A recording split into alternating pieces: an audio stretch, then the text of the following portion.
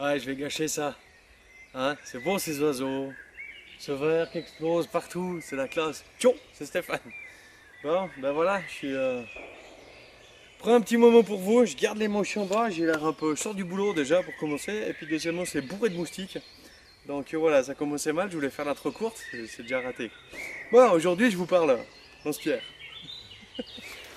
Simon a fait une petite vidéo il n'y a pas longtemps sur le sujet, et puis ça m'a un petit peu interpellé, parce que c'est vrai que gamin c'était un truc avec lequel on jouait assez facilement, avec d'autres versions que je ne vous donnerai pas ici, parce que c'est pas le but, déjà que les pierres sont déjà bien assez violentes.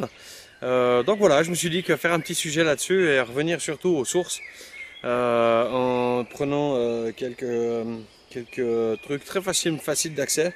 Je pense qu'en moins de 30 minutes ou même 20 minutes, on arrive à faire un joli lance-pierre. Et le but pour moi de cette vidéo n'est pas de lutter, batailler et faire des trucs complètement de compétition, mais juste un truc ludique pour s'amuser. Retour aux sources, n'importe quoi, hein, simplement.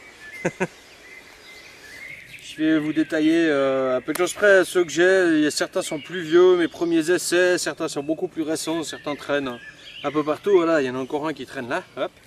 Si on le verra, c'est pas grave. Donc, ça c'était les premiers que j'avais fait l'année passée. Ceux qui suivent sur Facebook l'année passée, il y a 2 ans, je me rappelle pas, il y a 2 ans, je crois. Ceux qui suivent sur Facebook ont vu, j'avais tiré, enfin mes enfants tiraient au jardin avec. Voilà. Donc, c'est une, je crois que c'était tiré dans des palettes. Du bois de palette, donc du pain simplement, juste découpé, et puis à la scie évidemment, à ruban ou je sais plus laquelle, et puis légèrement garni pour faire joli, et ainsi de suite. Ces deux-là sont en hêtre vert, mais j'ai pas coupé ça sur un arbre, hein, c'est les restes d'une coupe. D'ailleurs, il avait commencé à sécher, l'écorce était difficile à enlever. Ça je sais même pas trop ce que c'est, mais il est un peu pourri d'un côté, bon de l'autre, mais assez épais, donc de toute façon il tient. Et celui-là je trouvais ça vraiment sympa, c'est un bout qui était déjà un peu vermoulu. Il commençait déjà à être bouffé par les vers, ce qui fait un très joli dessin, il avait une belle forme. Donc voilà, je l'ai gardé comme ça, hein. Et puis ça vous fait quelque chose d'original. Donc je pense que la matière première à ce niveau-là, elle n'est pas trop difficile à trouver. Voilà, on est juste à côté de la coupe dans laquelle je m'étais servi la dernière fois. Donc c'est des arbres qui ont été abattus et les branches ont été laissées là parce qu'en Suisse on ne les brûle plus. En tout cas dans ma région ça ne se brûle plus et ça se laisse sur place pourrir pour améliorer le biotope de la forêt. Donc vous voyez, j'aime pas faire ça avec le doigt, mais là-bas un Y, là devant il y en a un gros qu'on pourrait retravailler. Enfin si on regarde un peu comme il faut, des Y il y en a un petit peu partout. Hein, sans avoir besoin de vilipender un arbre, pas de souci. Alors le premier élément qu'on ne trouvera pas forcément dans la nature et qui va vous poser problème entre guillemets, ça sera peut-être l'élastique. Alors ouais, l'élastique, on peut en trouver des élastiques super puissants, des trucs monstrueux, des moins puissants, des tubulaires, des plats, enfin tout ce que vous voulez. Voilà, celui-ci qui va déjà pas mal pour s'amuser à viser une cible à quelques 10-15 mètres, et puis je vous promets que 10-15 mètres avec ça c'est déjà bien assez loin. C'est des élastiques de bureau, c'est des 80 mm si je ne me trompe pas, qui sont doublés.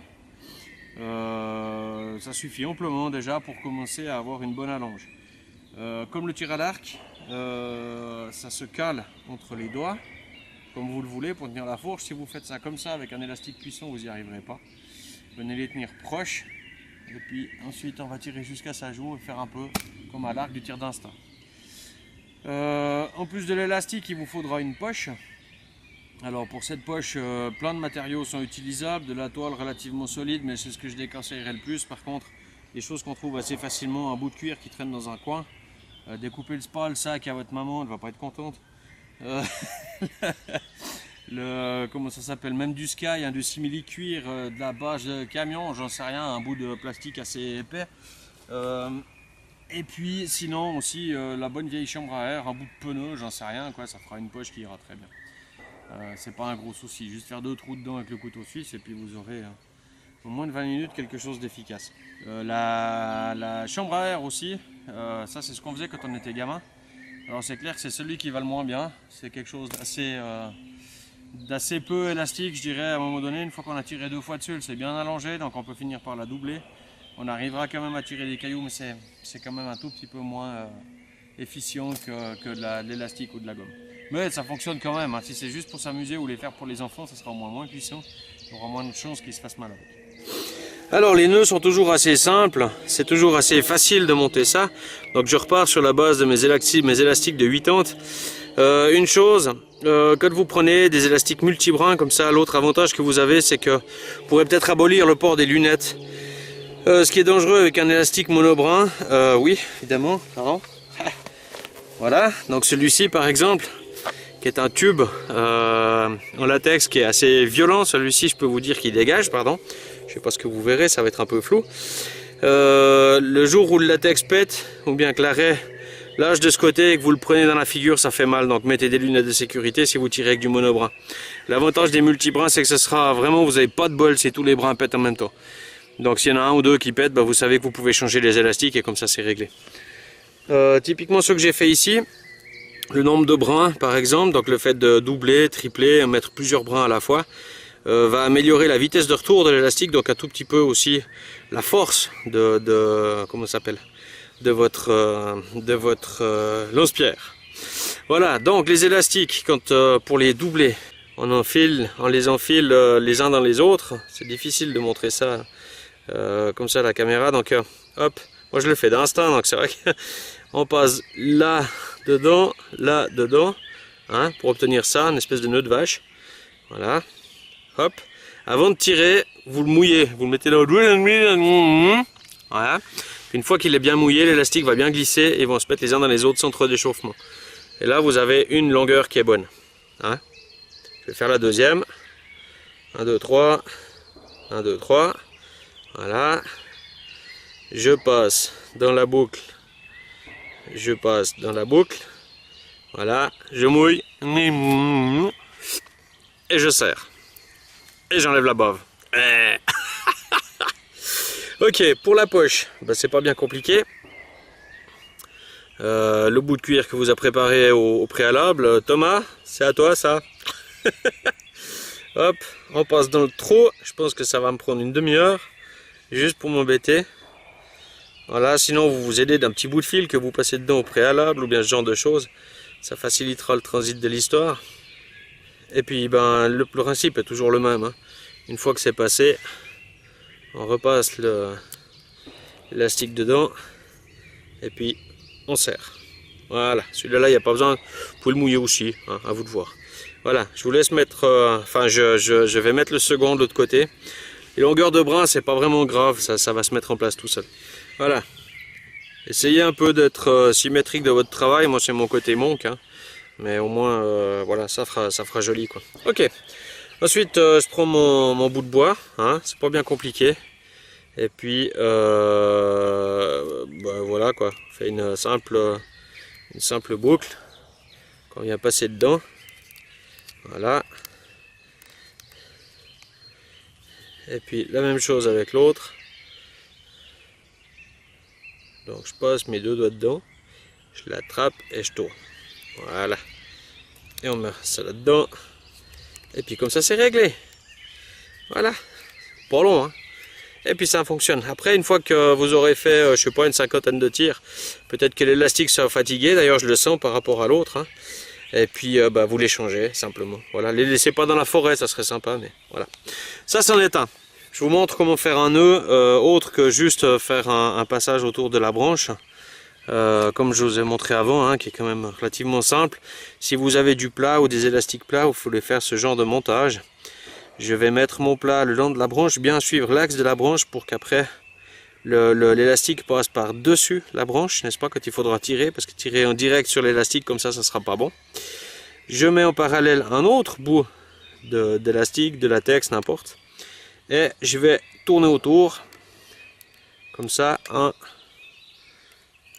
2, 3, voyez, le premier était déjà emprisonné, c'est parfait, ça tient tout seul. Là, 4 tours, 5 tours. Une fois que j'ai fait la moitié de l'élastique qui me sert à fixer, je pose mon pouce par-dessus, je fais le tour de mon pouce. Je tiens toujours l'élastique de ce côté. Et ensuite, je continue à tourner en passant dessous. 1, 2, 3, 4, 5, je vois qu'il en reste un bout. Et une fois que ça c'est fait, le petit bouc est là. Vous pouvez le passer vraiment ici sous votre pouce, le choper avec. Et voilà. Donc là, ce qui était sur mon pouce avant est ici. Et le dernier brin est là. Vous pouvez le laisser comme ça même, ça tient très bien. Voilà. Là, vous pouvez tirer. C'est bon, ça tient. Assez simple en soi. Hein. Voilà, ça c'était les deux méthodes pour attacher. Soit par nœud, et si les élastiques est un petit peu trop court, vous pouvez l'attacher de cette manière-là. Les bouts sont arrondis pour ne pas amocher un élastique plat quand il va passer par-dessus. Hein, simplement, ça permet juste d'avoir quelque chose d'un peu plus sympa. C'est tout. Voilà, c'est pas seulement esthétique, c'est juste pour améliorer un peu ça, quoi. Voilà, voilà. Ça, c'est mon préféré, celui-là, il est chou, le petit. Allez, je vous cause encore d'autres choses. Les munitions. Alors, c'est clair, le lance-pierre, c'est un des rares trucs qui est vraiment pas avare de munitions du tout. Comme son nom l'indique, le lance-pierre, qu'il ne faut pas confondre avec la fronde. La fronde, c'est ça.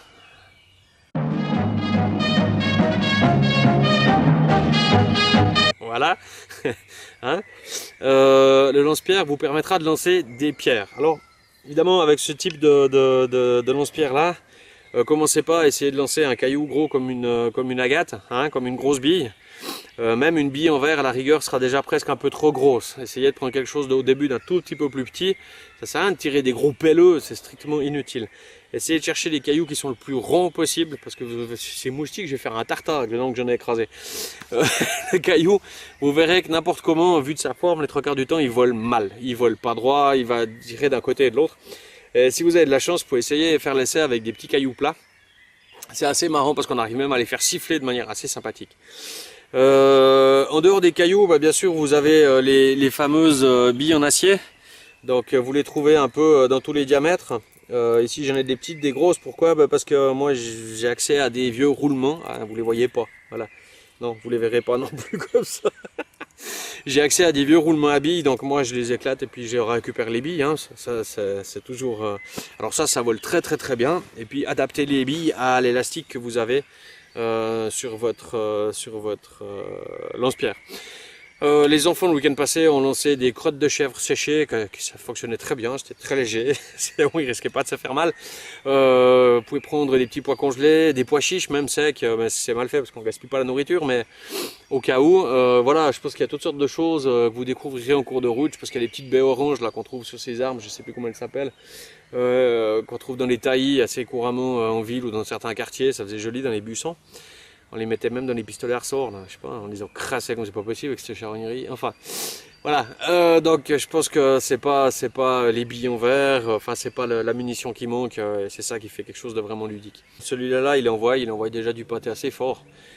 J'ai toujours un peu peur quand je l'utilise parce que je me dis que le jour où il y a l'élastique qui me lâche dans la figure parce que j'ai pas mis mes lunettes comme un âne parce que je les avais pas avec moi, et ben ça me fait quand même un peu souci. Mais par contre, une bille en acier de 10 mm avec ce genre de tube, ça part fort. Ça part très très fort, ça fait des dégâts voilà. Vous amusez pas forcément à faire quelque chose de gros, ça sert à rien si c'est juste pour s'amuser à viser et puis à passer un bon moment, quoi, simplement. Dans les règles de base du tir, on dit toujours qu'on ne vise jamais un objet qu'on ne veut pas détruire, donc essayez d'éviter de faire semblant de viser les gens. Même si c'est juste pour rigoler, c'est jamais drôle quand ça part par erreur parce qu'on s'est encoublé en marchant en arrière. Un truc débile, mais ça arrive fréquemment. Hein, il y a des cons qui se tirent dans le pied en dégainant donc, parce qu'ils n'ont pas mis la sécurité, mais voilà, là il n'y en a point. Quand vous tirez la même chose qu'à l'arc, essayez de ne pas vous mettre face à une route, face à une maison. Essayez plutôt de vous tourner, de vous mettre dos au mur, dos à la route et de tirer en direction de la forêt où il y a peu ou pas de risque qu'il y ait quelqu'un. Enfin, faites attention à ce petit genre de truc. Voilà. Je ne vais pas trop faire le moraliste, mais je sais qu'il y a des jeunes qui regardent, donc faites un petit peu attention à ça. Voilà, c'est tout pour aujourd'hui. C'était court, c'est cool, mais ça fait rien. Moi, je trouvais que c'était un sujet sympa. Je remercie Simon de l'avoir remis sur le tapis. On avait un petit peu laissé tomber ça avec les enfants. On en avait un ou deux pondus à la cuisine encore. Enfin, la salle à manger qui faisait joli sur une poutre. Et puis, comme ça, on a pu retirer un petit peu. On a passé un chouette week-end avec des gamins où ils ont pu aussi, eux, tirer. Il y en a un qui est parti avec le sien, il était heureux. Voilà, c'est des petits trucs sympas, c'est facile à faire, ça coûte rien. Juste un peu de pratique, de bricole, pardon. Et puis, voilà. Pour ma part et ceux qui suivent sur ma page Facebook, Nature Minimaliste, hein, ils savent un peu ce que je bricole. Pour l'instant, je me suis mis à faire mon premier arc en noisetier, donc un arc primitif. Je me suis amusé à faire tout le reste, les flèches, il y a juste les pointes de flèches qui me posent problème, il n'y a pas assez de silex dans la région, ou de pierres qui sont taillables, où j'ai pas encore les connaissances pour faire ce genre de choses. Ah ouais, je suis en train de me faire un sac à dos. Ouais, parce que j'en ai pas assez en fait, et puis je me suis dit tiens, je vais faire le mien parce que l'original il vaut 400 €. Voilà, ça vous mettra sur la piste, peut-être que vous le verrez la prochaine fois, je sais pas, j'espère moi, on verra ce que ça donne. Ok, allez, sur ce, je vais retrouver mes gamins. Ciao.